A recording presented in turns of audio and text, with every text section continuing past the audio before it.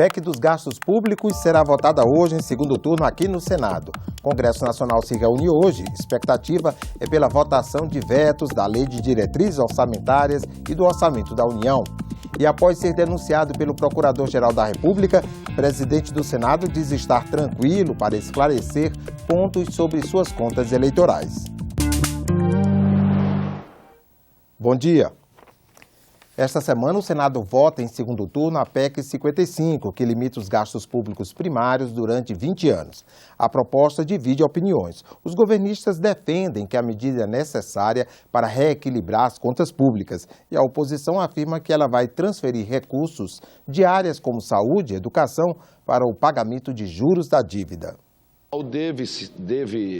Meio impasse sobre a permanência de Renan Calheiros no comando do Senado adiou a votação da PEC. Depois de confirmado no cargo pelo Supremo Tribunal Federal, o presidente convocou 3 sessões do plenário em apenas 8 horas. Essas sessões de discussão são uma exigência do regimento para votar o segundo turno da proposta de emenda à Constituição. A pauta está mantida. Nós vamos votar no dia 13 pela manhã, às 10 horas, a PEC do teto, do gasto público, que é uma conquista importante e é um primeiro passo para o reequilíbrio do país. E nós vamos bater nessa PEC, a PEC 55 não pode ser votada, porque não vai ter nem prazo útil, nem prazo hábil. A PEC limita os gastos da União pelos próximos 20 anos. O total de despesas do Executivo, Legislativo, Judiciário, Ministério Público e Defensoria Pública será corrigido no máximo pela inflação. Para o ano que vem, o índice será de 7,2%. O texto prevê uma regra de transição para as áreas sociais. Em 2017, fica garantido o piso de 15% da receita corrente líquida para a saúde e de 18% dos impostos federais para a educação. Mas, a partir de 2018, esse piso também será corrigido pela inflação do ano anterior. O governo até pode elevar as despesas acima da inflação em uma área, mas terá que reduzir em outra para compensar. Se o poder público desrespeitar o teto, fica proibido de fazer concursos e novas contratações. Os servidores ficam sem aumento salarial e nenhuma lei poderá aumentar as despesas. A PEC 55 vale apenas para as chamadas despesas primárias. Ficam fora do teto as transferências da União para estados e municípios, o dinheiro para atender calamidades públicas e custear as eleições, além do pagamento dos juros da dívida pública. O teto só poderá ser revisto daqui a 10 anos. Isso se o presidente da República pedir e a maioria absoluta de deputados e senadores concordar. O presidente do Senado foi denunciado ontem, no âmbito da Operação Lava Jato, pelo Procurador-Geral da República, Rodrigo Janot, por recebimento de propina no valor de R$800 mil e lavagem de dinheiro por meio de doações oficiais da empreiteira Serveng. A denúncia pede a condenação de Renan Calheiros e do deputado Aníbal Gomes, do PMDB do Ceará, pelos crimes de corrupção passiva e lavagem de dinheiro, além da perda das funções públicas. O procurador-geral também quer a reparação dos danos materiais. Em nota, a assessoria de Renan diz que ele, abre aspas, jamais autorizou ou consentiu que o deputado Aníbal Gomes ou qualquer outra pessoa falasse em seu nome em qualquer circunstância. O senador reitera que suas contas eleitorais já foram aprovadas e está tranquilo para esclarecer esse e outros pontos da investigação. Fecha aspas. 9 vetos presidenciais estão na pauta da sessão do Congresso marcada para as 11 da manhã desta terça-feira. Mas a maior expectativa é pelo término da votação da Lei de Diretrizes Orçamentárias, também conhecida pelas iniciais LDO. Faltam ser votados 3 destaques aprovados pelos parlamentares. O texto base da LDO para 2016 autoriza o governo federal a fechar o ano com um déficit de 139 bilhões e prevê um crescimento de 1,2% no Produto Interno Bruto, o PIB. O texto foi aprovado em agosto, mas ficaram faltando 3 destaques para votação em separado. 2 deles tentam evitar que recursos para a área de ciência e tecnologia sejam contingenciados. O outro retira do texto um dispositivo que permitia ao governo mudar a destinação de até 20% dos recursos do Programa de Aceleração do Crescimento. Senadores e deputados também deverão analisar 9 vetos presidenciais a projetos aprovados pelo Congresso. Entre eles está o veto à medida provisória que facilita a renegociação de dívidas de produtores rurais do Norte e do Nordeste prejudicados pela seca. Um dos itens vetados autorizava o governo federal a repactuar dívidas de cooperativas agropecuárias contratadas até 2010 com o PRONAF, o Programa Nacional de Agricultura Familiar.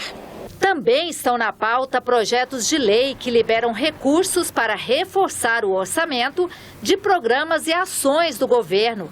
Dentro desses recursos extras estão 300 milhões para o programa Farmácia Popular do Ministério da Saúde e 95 bilhões para o Banco Central. Ficou pronto o relatório final do Orçamento da União para 2017. A peça orçamentária está vinculada à PEC do teto dos gastos públicos, que ainda tramita no Senado. O senador Eduardo Braga apresentou o relatório final no domingo. Ele espera votar a matéria na próxima quarta-feira na Comissão Mista de Senadores e Deputados e na quinta no plenário do Congresso. O texto prevê despesas de 3 trilhões e 505 bilhões de reais, mas 27% desse total vão para o refinanciamento da dívida pública. Do que sobra, 2 trilhões e meio de reais, apenas 90 bilhões vão para investimento, pouco mais de 3,5%. Todo o restante, quase 2 trilhões e meio de reais, vão pagar benefícios da Seguridade Social e despesas dos 3 poderes da União. E ainda vai faltar dinheiro para fechar a conta. O orçamento prevê um déficit de 139 bilhões de reais, o equivalente a 2,04% do produto interno bruto. O orçamento traz ainda indicadores macroeconômicos para o próximo ano. O governo espera que o PIB cresça 1,6%. A inflação acumulada prevista é de 4,8%. A taxa Selic, 12,11% ao ano. E o dólar, R$ 3,43. O orçamento leva em conta a aprovação da PEC do teto de gastos, que deve ser votada em segundo turno nesta terça-feira. O texto limita as despesas da União à inflação do ano anterior.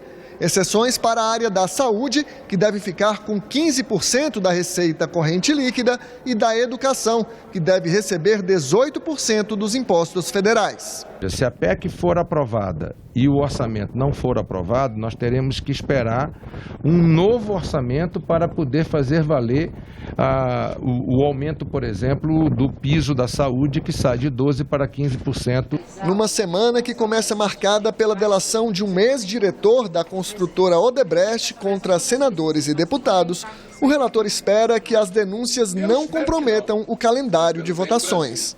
É importante para os trabalhadores, é importante para a economia, é importante para o governo que nós estejamos em 2017 vivendo um novo momento de execução orçamentária. A Constituição é bem clara ao dizer que nenhum servidor público pode ganhar mais do que um ministro do Supremo Tribunal Federal, que tem hoje um salário de quase R$ 34 mil. Mas a questão é polêmica. Algumas categorias acumulam verbas acima do limite e o Senado quer resolver o problema.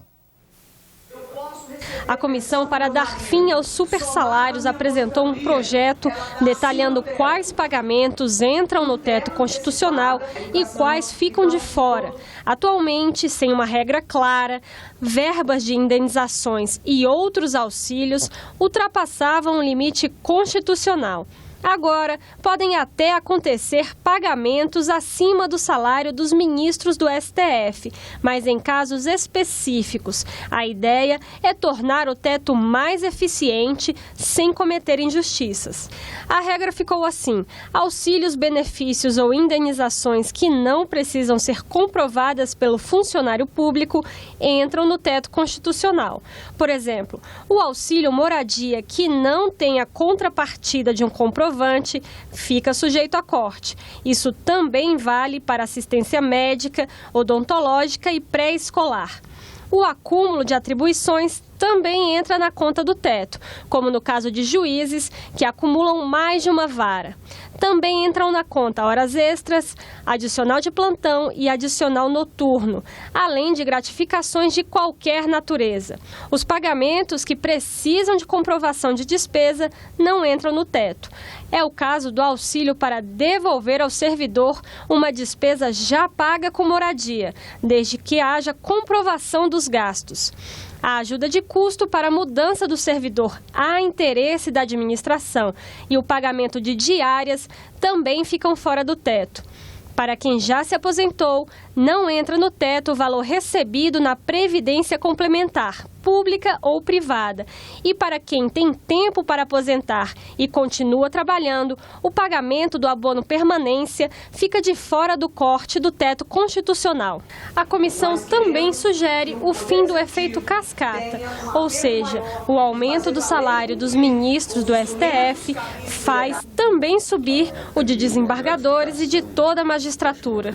Nós vemos com bastante preocupação a proposta da desvinculação, porque não há justificativa no relatório da eminente senadora para desvincular os subsídios dos desembargadores federais e dos juízes federais dos ministros do Supremo Tribunal Federal. Esses problemas que nós estamos tendo em relação à acusação, como ela fala, de efeito cascata nos estados, que os estados não estão obedecendo, se deve também a isso, a falta de recomposição inflacionária. Nós tivemos unanimidade, nós não tivemos nenhum ponto divergente, mas todos convergentes. Eu não posso vincular salário e automatizar o seu aumento. Isso é expressamente proibido pela Constituição. E se alguém acha que tem alguma injustiça, eu peço àqueles que, quando forem ler o projeto, que se lembrem que no Brasil o salário mínimo é pouco mais de R$800, que isso que de fato é uma injustiça.